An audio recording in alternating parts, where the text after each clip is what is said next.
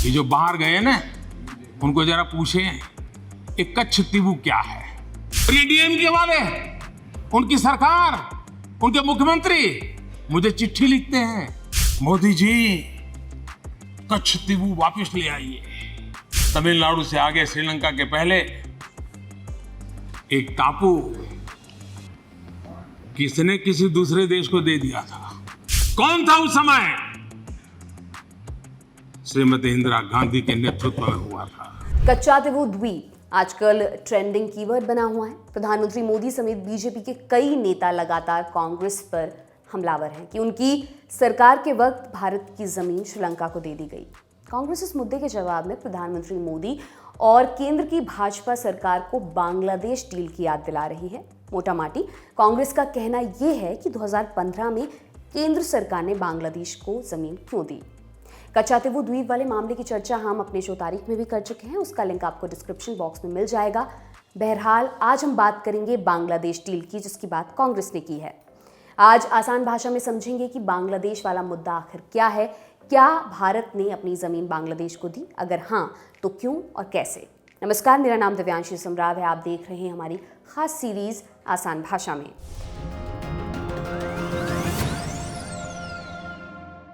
अगर आपके आस पड़ोस में कभी कोई ज़मीन का विवाद हुआ होगा तो सबसे पहले विवाद समझने के लिए लोग उस जगह पर जाते हैं, ज़मीन को देखते हैं, फिर समझते हैं मुद्दा आखिर है क्या। वैसे ही बांग्लादेश की सीमा वाले विवाद को समझने के लिए पहले हमें लोकेशन को समझना होगा। इसके लिए हमें चलना होगा भारत के चिकन नेक के पास स्थित पश्चिम बंगाल बांग्लादेश बॉर्डर पर। चिकन नेक, तो किसी भी चीज़ को समझने के लिए हम अमूमन मेटाफर या रूपक का इस्तेमाल करते हैं। चिकन नेक भी एक रूपक ही है। कैसे? भारत का मैप कुछ ऐसा है कि नॉर्थ ईस्ट का हिस्सा मुर्गे के सर की तरह दिखता है और ये पतला सा कॉरिडोर मुर्गे की गर्दन की तरह। इस वजह से इस हिस्से को कह देते हैं चिकन नेक। चिकन नेक वाला ये इलाका पश्चिम बंगाल के हिस्से में आता है और इसके नीचे है बांग्लादेश, जिसके चलते इस बॉर्डर पर बहुत ही विचित्र कंडीशन बन जाती है। कैसी कंडीशन? मान लीजिए भारत के दो गाँव हैं, ए और बी।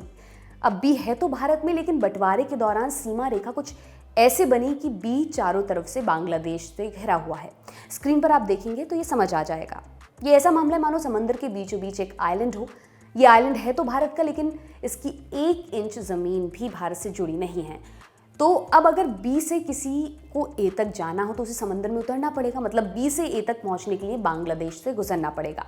आप ये सवाल पूछ सकते हैं कि अगर ए से बी की तरफ जाना है तो दिक्कत क्या है? बांग्लादेश से होकर भी तो जा सकते हैं। नहीं, यहाँ एक बड़ी समस्या होती है बॉर्डर की। बॉर्डर पर दोनों तरफ की सेनाएं होती हैं, चेक पोस्ट होते हैं। जैसे हम देश के अंदर कहीं भी जा सकते हैं किसी भी समय पर, बॉर्डर पर ऐसा नहीं होता।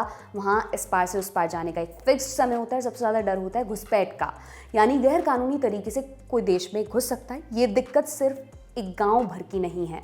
बांग्लादेश और भारत सीमा पर ऐसी बहुत सारी जगहें जो भारत की हैं लेकिन बांग्लादेश की सीमा के अंदर आती हैं।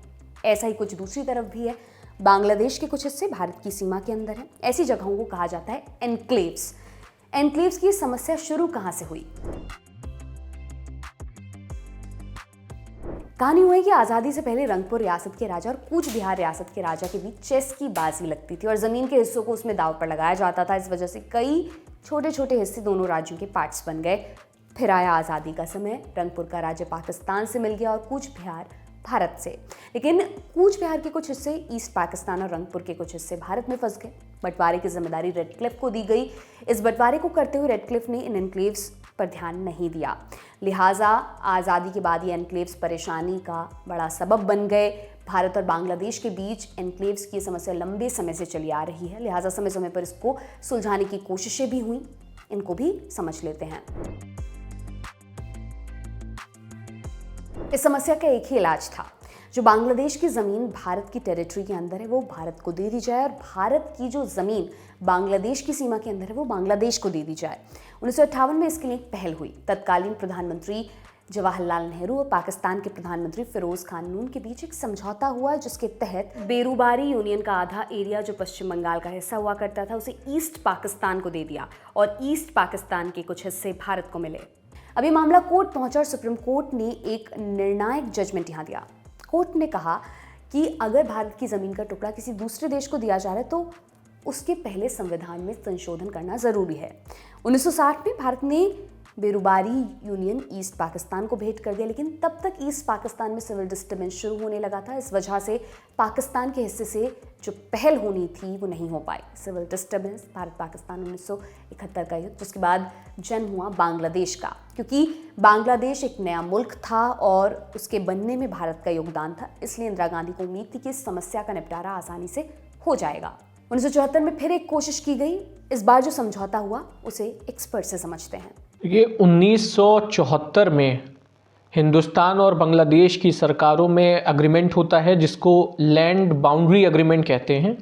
और इस एग्रीमेंट का जो रेलेवेंस था, उसकी ज़रूरत ये थी ताकि जो बाउंड्री को लेकर के, बॉर्डर्स को लेकर डिस्प्यूट आपस में चल रहे थे, जो कॉम्प्लेक्सिटीज़ थी जो आपस में दुविधा क्रिएट कर रही थी दोनों देशों के दरमियान, तो उसको निपटने के लिए इस एग्रीमेंट को लाया गया था। और ये बहुत हद तक इस तरह से था कि कोई पॉकेट ऑफ लैंड अगर आपके देश में है और वो दूसरे देश से घिरा हुआ है, तो आप उस लैंड को इस तरीके से समायोजित करें या बैलेंस करें ताकि जो बाउंड्री का जो डिस्प्यूट है वो रिजॉल्व हो सके और उसमें किसी भी तरीके की कॉम्प्लेक्सिटी ना रहे जब भी बॉर्डर का मूल्यांकन हो, मेजरमेंट हो कि कितनी बाउंड्री किस देश की आती है। जब बांग्लादेश बन गए तो इंडिया और बांग्लादेश की जब लैंड डिस्प्यूट एग्रीमेंट जब सबसे पहला जो साइन हुआ, एक तरीके से कहा जाए तो वो 1974 में साइन हुआ, land boundary agreement Indira Gandhi और शेख मुजीबुर रहमान के बीच में 16 मई 1974 को जो एग्रीमेंट साइन हुआ। टोटल 5 आर्टिकल्स थे उसमें। जो 5वां आर्टिकल जो था उसका 1974 लैंड बाउंड्री एग्रीमेंट का, जो कहता था कि इसको इम्प्लीमेंट करने के लिए इसको रेक्टिफाई करना जरूरी होगा। देखिए, ये चीज हमें समझनी पड़ेगी कि LBA 1974 इंडिया सिग्नेटरी था, इंडिया ने साइन किया था, इंडिया ने रेक्टिफाई नहीं किया था। इसके बाद ये चीज तो जो जमीन का जो एनक्लेव्स जो थे उनका आदान प्रदान नहीं हो पाया। जब इंडिया ने रेक्टिफाई नहीं किया तो जमीन का आदान प्रदान नहीं हो पाया। इसके बाद ये मुद्दा एक तरीके से ठंडा पड़ गया। बांग्लादेश ने एग्रीमेंट पर हस्ताक्षर भी कर दिया, लेकिन भारत ने उसे इसलिए नहीं अपनाया क्योंकि अभी तक जमीनी तौर पर बॉर्डर का निर्धारण नहीं हुआ था। और सुप्रीम कोर्ट ने एक बात स्पष्ट कर दी थी, यही कि अगर देश की जमीन किसी दूसरे देश को दी जा रही है तो संविधान में संशोधन होना जरूरी है। इस वजह से उस वक्त की सरकार ने इसे मंजूर नहीं किया और पहले ग्राउंड पर बॉर्डर चिन्हित करने पर जोर दिया। इसके 30 वर्षों के बाद साल 2011 में एक और प्रोटोकॉल साइन किया गया जो साल 2015 में जाकर इम्प्लीमेंट हुआ। इसी प्रोटोकॉल के तहत बांग्लादेश ने अपने हिस्से के कुछ एनक्लेव्स भारत को सौंप दिए और इसी तरह भारत ने कुछ एनक्लेव्स बांग्लादेश को दे दी। आंकड़ों के हिसाब से देखें तो 17,000 एकड़ ज़मीन भारत ने बांग्लादेश को दी और 7,000 एकड़ ज़मीन बांग्लादेश ने भारत को दी। बहरहाल 2015 में ये अदला बदली कैसे संभव हुई, इसे भी एक्सपर्ट से समझते हैं। बेसिकली इसका जो रेजोल्यूशन 2015 में हुआ उसका बेहद महत्वपूर्ण माइलस्टोन था 2011 का प्रोटोकॉल जो इंडिया और बांग्लादेश ने आपस में साइन किया। और इसको बैलेंस आउट करने के लिए ताकि वो जो भी परेशानियां बॉर्डर डिस्प्यूट को लेके है या नागरिकों का एक देश से दूसरे देश में माइग्रेट करने को लेकर के जो एक इशू निकल के आ रहा था, उसी को काउंटर करने के लिए जो रेटिफिकेशंस लाए गए एग्रीमेंट में या जो सुधार लाए गए या बदलाव लाए गए एग्रीमेंट में, वो इसी 2011 के प्रोटोकॉल में हुआ। और ये प्रोटोकॉल जब साइन हुआ तो दोनों ही देशों ने, हिंदुस्तान ने भी और बांग्लादेश ने अपने अपने संवैधानिक संशोधन लिए किए। हिंदुस्तान में 100वां संशोधन किया गया जो 100th अमेंडमेंट कहलाता है, जिसमें इस तरीके के उसको प्रिंसिपल्स को खोला गया कि बाउंड्री को किस तरीके से आप इम्प्रूव कर सकते हैं with the for the sake of the Nations दो जो आपके साथ में है, जो इंक्लेव्स या पॉकेट में लैंड्स आपके साथ टच होती हैं किसी भी डिस्प्यूटेड बाउंड्री का किसी दूसरे मुल्क के साथ। तो हिंदुस्तान में संशोधन के अलावा बांग्लादेश में भी संशोधन किया गया। वहाँ पे एग्जीक्यूटिव एक्शन के तहत ये संशोधन लाया गया ताकि किसी तरीके का कोई मतभेद ना क्रिएट हो। और 1974 से 2015 तक का जो सफ़र था उसमें 2011 का ये प्रोटोकॉल सबसे अहम भूमिका निभाता है और इसी ने सबसे क्रूशियली यहाँ पे दोनों देशों में संशोधन करवा करके इंक्लेव्स का एक्सचेंज करवाया। यानी जो लैंड अगर हिंदुस्तान में आती थी बांग्लादेश की और बॉर्डर का डिस्प्यूट होता था तो वो समयोजित की गई हिंदुस्तान में। जो लैंड हिंदुस्तान की बांग्लादेश में थी उसको बांग्लादेश में समयोजित करके उन्होंने उसको बैलेंस आउट किया ताकि ये डिस्प्यूट जो है वो खत्म हो सके। 2011 में 1974 का जो लैंड बाउंड्री एग्रीमेंट था उसमें कुछ अमेंडमेंट किए गए, 2011 में आकर के ये चीज हुई। उसके बाद 2011 से 2015 तक दोबारा ये चीज एक तरीके से ठंडे बस्ते में चली गई।